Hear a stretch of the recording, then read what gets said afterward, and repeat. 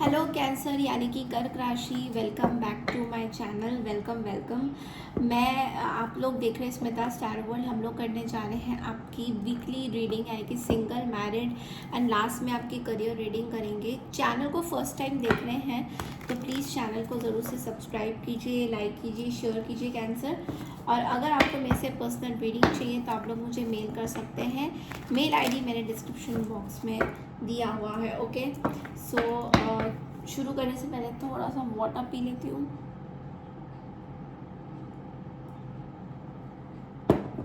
उस feeling very very thirsty.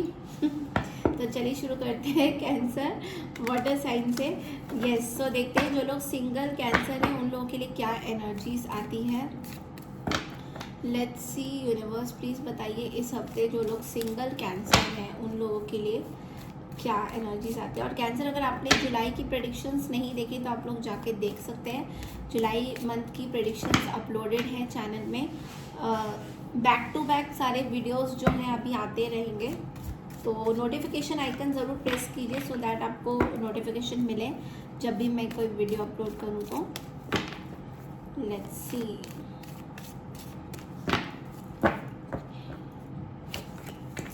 Nine of wands, the high priestess,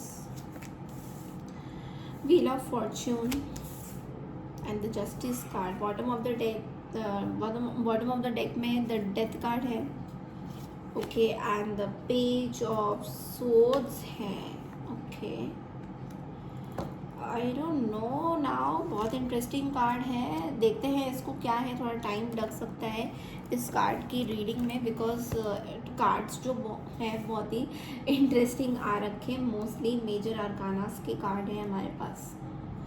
okay, सो सबसे पहला जो यहाँ पे कार्ड आया है वो ये है नाइन ऑफ वॉन्ड्स की एनर्जी। तो यस, आप लोग जो है कैंसर, ये देख पा रही हूँ कि आप जो है अगर सिंगल है, लाइक रियली सिंगल है, या फिर आप लोगों का कुछ मैं देख पा रही हूँ सीक्रेट अफेयर रहा है, something like that.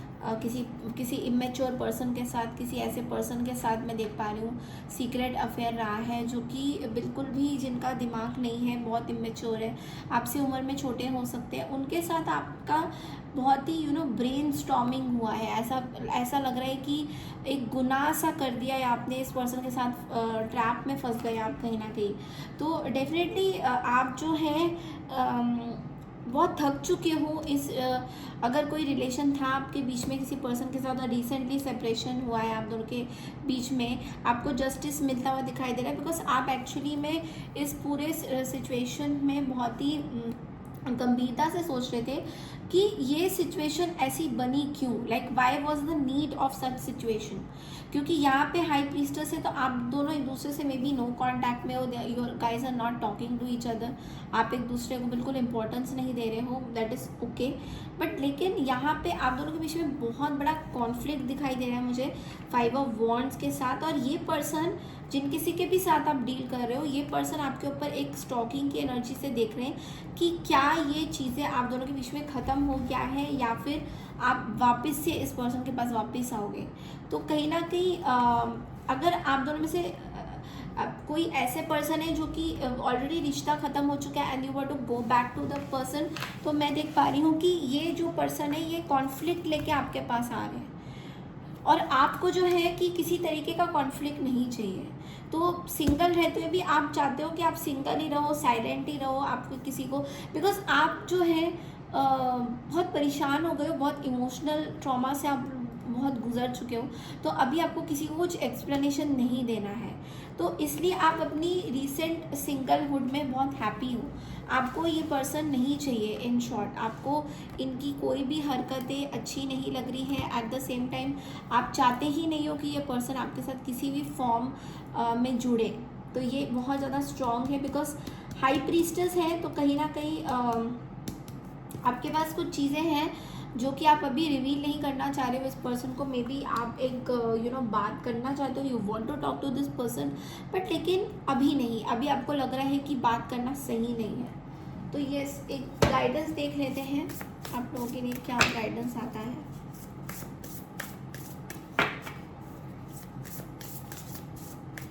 Okay, friend, wow. Friend का कार्ड कहते हैं be as good a friend to yourself as you are to others.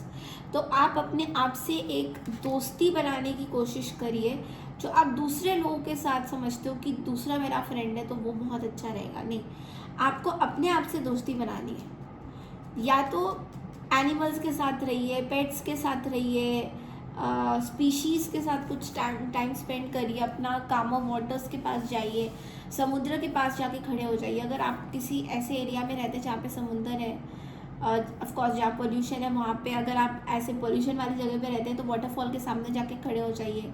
आजकल बहुत सारे मॉल्स में, जगहों में वाटरफॉल्स ऑलरेडी फॉर शो किया हुआ है। वो इसलिए भी होता है कई बार कि हमारे माइंड को रिलैक्स करने के लिए। कई बार हम लोग बहुत ज़्यादा टेंशन लेते हैं, स्ट्रेस लेते हैं, we self get stressed out so much कि हमें इतना टाइम नहीं मिलता कि हम अपने आप से कुछ बात करें।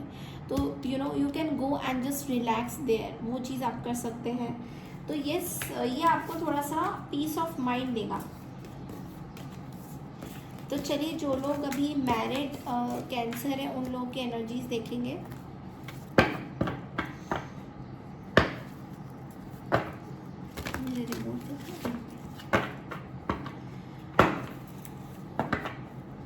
जो लोग मैरिड कैंसर है उन लोगों की देखते हैं एनर्जीज क्या आती है। Just give me a second. या actually I am feeling very cold all of a sudden. तो चलिए देखते हैं जो लोग मैरिड कैंसर है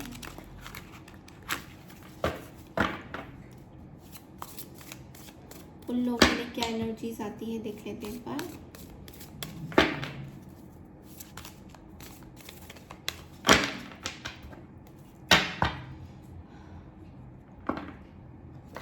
ओके, 5 ऑफ वॉन्ड्स इधर भी है। ओके कहीं पे भी नहीं छोड़ा 5 of wands. Okay, 10 of wands है, एस ऑफ कप्स है, 4 ऑफ स्वॉर्ड्स है। बॉटम ऑफ द डेक में अगेन 2 ऑफ वॉन्ड्स है और मून की एनर्जी भी बहुत स्ट्रॉन्ग है। What is happening this cancer, क्यों इतने परेशान हो रहे हैं आप? ओके, सबसे पहला कार्ड जो आया है 5 ऑफ वॉन्ड्स की एनर्जी है।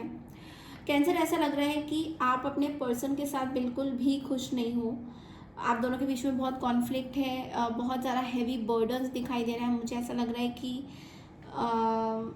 आप दोनों में से कोई भी एक दूसरे को समझने की कोशिश नहीं कर रहा है। बिकॉज एक जना बोलता है कि तुम रेस्पॉन्सिबिलिटी नहीं लेते हो या तुम ऐसे करते हो, तो दूसरा जना बोलता है कि मेरे पास ऑलरेडी बहुत रेस्पॉन्सिबिलिटी है, तुम्हें लेना चाहिए। इस तरह की एनर्जी बहुत ज़्यादा है।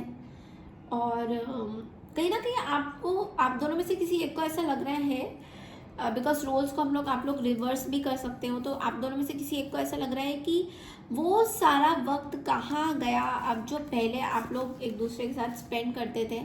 4 ऑफ सोर्ड्स के साथ आपके पर्सन में भी सोच रहे हैं या फिर आप सोच रहे हैं मे बी कि वो वक्त कहाँ गया जो पहले बहुत इमोशनल अटैचमेंट थी। अब लड़ाई झगड़ा होता रहता है सारा दिन, वो इमोशनल अटैचमेंट नहीं है कहीं पे भी। तो आप दोनों में से कोई एक जना ये ज़रूर सोच रहा है कि इमोशनली इन्वेस्ट हम हर चीज़ में अब बस यही देखा जाता है कि इमोशंस की कोई कदर नहीं है, नंबर 1 पॉइंट। नंबर 2 है कि कोई किसी के ऊपर इल्ज़ाम ही लगाए जा रहे हैं कि तुम्हारी गलती है, तुम्हारी गलती है। तो कोई सेल्फ रिफ्लेक्ट नहीं कर रहा है, सेल्फ इंट्रोस्पेक्शन कोई नहीं कर रहा है कि मेरी भी कोई गलती हो सकती है। तो ये चीज़ आपको थोड़ी बॉदर कर रही है। ये चीज़ आपको ये सोचने पे मजबूर कर रही है कि इतना टाइम, इतना पेशेंस अभी और मतलब इतनी स्टेमिना नहीं रही कि अब इस इमोशनली इस पे इन्वेस्ट करें, क्योंकि ऑलरेडी आप लोगों के पास बहुत कुछ है करने को, इतनी सारी रिस्पॉन्सिबिलिटीज़ हैं। लेट्स से कि आप दोनों में से हस्बैंड वाइफ में से वाइफ बहुत ज़्यादा वर्कोहॉलिक है, काम करते हो आप लोग, बाल बच्चे को भी संभालना है। तो आप लोग बोलते हो कि हस्बैंड को अरे आप भी देखो, तो वो इक्वल गिव एंड टेक नहीं हो रहा है। तो एक फियर एंग्जाइटी आपको लग रहा है, आपको ऐसा लग रहा है कैंसर की हो सकता है आपके पर्सन के साथ आपकी चीज़ें ख़राब हो जाएगी आगे जाके। तो एक एक लोनलीनेस सी फीलिंग हो रही है आपको।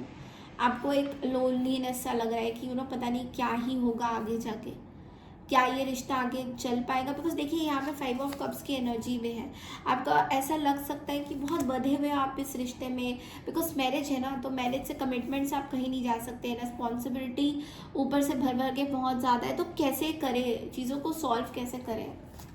तो चलिए देखते हैं स्टार कोड में से आप लोग के लिए क्या एनर्जीज आ रही है।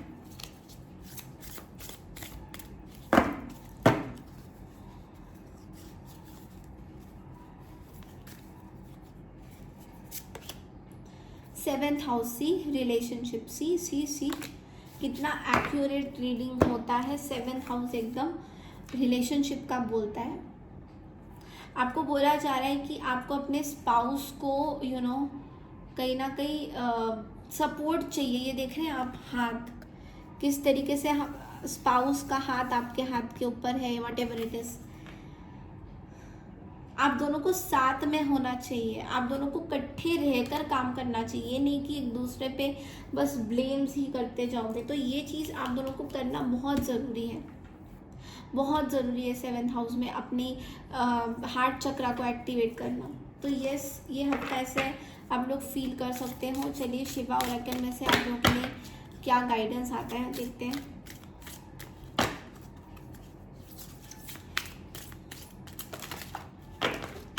ओके, आपके लिए बहुत सारे गाइडेंस आ गए हैं। Snake and embrace positive outlook, oh my God इतने सारे guidance. Adi Yogi and rebirth of lord Ganesha, oh my God. सबसे पहला जो कार्ड आया है वो है snake purified through your throat chakra. Okay, so the snake represents the throat chakra and its significance in purifying everything that enters your body. Be mindful and attentive while communicating with others.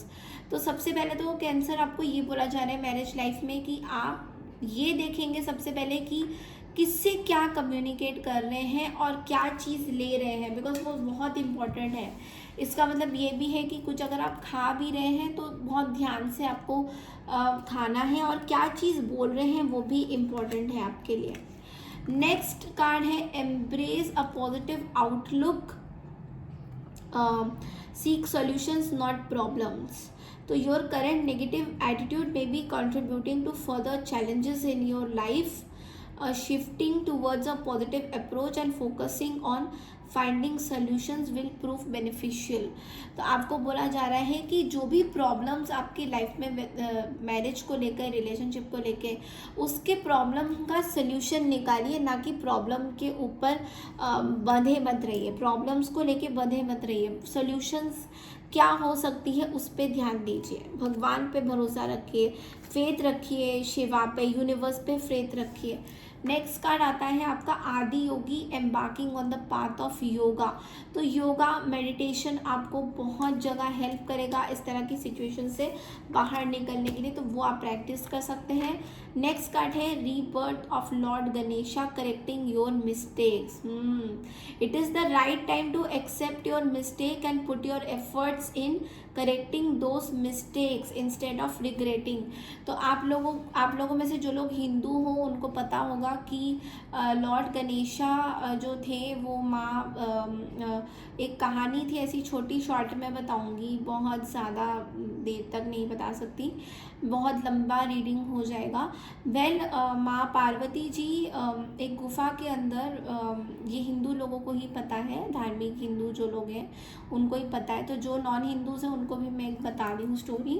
तो ये माँ दुर्गा जो थी, माँ पार्वती जो थी, मतलब दुर्गा जी का जो भी रूप है, माँ पार्वती जी गुफा के अंदर बैठी हुई थी, वो साधना कर रही थी, और उन्होंने गणेश जी को, उस टाइम गणेश जी ऐसे नहीं दिखते थे, इनका प्रॉपर फेस था, तो गणेश जी को उन्होंने बोला था कि आप मेरी रक्षा करना, कोई बाहर आए तो आप अंदर घुसने मत देना, बिकॉज मैं तपस्या में लीन हो रही हूँ, आप देख लेना। तो गणेश जी अपने माता पार्वती के ऑर्डर्स को लेते हुए बाहर पहरेदारी दे रहे थे। वहाँ पे शिव जी अचानक से आए और उन्होंने पहले गणेश जी को सॉफ्टली बोला कि मुझे अंदर जाना है। उनको पता नहीं था कि ये शायद उनका पुत्र है या बेटा है, तो ना जानते हुए भी उन्होंने माता पार्वती से मिलना चाहा, और उनकी मेडिटेशन में आई गेस उनको कुछ पता चला था उस टाइम। बहुत लंबी कहानी है, मुझे इतना याद नहीं आ रहा, बट ओवरऑल जस्ट बता रही हूँ। तो गणेश जी ने गणेश जी को पता नहीं था कि ये उनके पिता हैं, शिव जी उनके पिता हैं। तो उन्होंने शिव जी को ये बोला था कि आप अंदर नहीं घुस सकते हो, माता विलीन है अभी मेडिटेशन में। तो शिव जी को ये सुन के थोड़ा सा अपमानित लगा, और उन्होंने गणेश जी को आखिरी वार्निंग्स दिया, बट वो नहीं माने गणेश जी, और वो युद्ध पे आने वाले थे। तो शिव जी ने गणेश जी के साथ एक युद्ध किया था, जिसमें शिव जी ने एक्चुअल में अपने रुद्र रूप में आ गए थे, उन्हें गणेश जी का सिर काट दिया था। और उनको जब बाद में माता पार्वती को पता चला, और माता पार्वती ने उनको सब कुछ बताया कि अरे आपने हमारी बच्चे का मतलब ये हमारा बेटा है, पुत्र है, तो उनको बहुत दुख हुआ, शिव जी को बहुत फील हुआ, बहुत गिल्टी हुआ। तो उन्होंने अपने जो मिस्टेक्स रौद्र रूप में जो उन्होंने करी थी उसको करेक्ट करने के लिए गणेशा जी के लिए इन्होंने एलिफेंट का जो सिर है, जो भी सिर मिला था उनको लगा दिया था और उनको जीवित कर दिया था, क्योंकि एक्चुअल में गणेश जी घायल हो गए थे, may be almost kind of death situation में थे। तो यहाँ पे क्या बोला जा रहा है कैंसर आपको, कि आपके लाइफ में जो भी मिस्टेक्स हैं, अगर आपने कुछ करे हैं रुद्र रूप में या गुस्से में, तो उनको करेक्ट करने का टाइम आ गया है। ये नहीं कि अब मैंने कर दिया मिस्टेक, अब मैं क्या करूँ, कर दिया, गुस्सा था बोल दिया, तो नहीं, ऐसे उन चीज़ों को करेक्ट करने का आपके पास टाइम आ गया है। तो इनको करेक्ट करने की कोशिश करिए। चलिए देखते हैं कि करियर में आप लोगों का कैसा रहने वाला है। करियर वाइज यहाँ पे बहुत सारे ऑप्शंस देख पा रही हूँ। आप लेन देन चलता रहेगा, बहुत सारे अपॉर्चुनिटीज़, न्यू अपॉर्चुनिटीज़ आपके पास इस हफ्ते आ सकते हैं। मे बी जॉब अपॉर्चुनिटीज़ खुल सकते हैं, या फिर आपको इतना मल्टीपल ऑप्शन मिल जाएगा कि आप कंफ्यूज भी हो सकते हो कि कौन सा आपके लिए सही है कैंसर, कौन सा नहीं। तो यस, ये कुछ एनर्जीज आ रही है। ये थी आपकी इस हफ्ते की रीडिंग। आई होप आपको पसंद आई है। पसंद आई है तो चैनल को लाइक शेयर सब्सक्राइब जरूर कीजिए। मैं मिलती हूँ आपसे वीकली रीडिंग के लिए, तब तक के लिए नमस्कार and take care everyone, bye.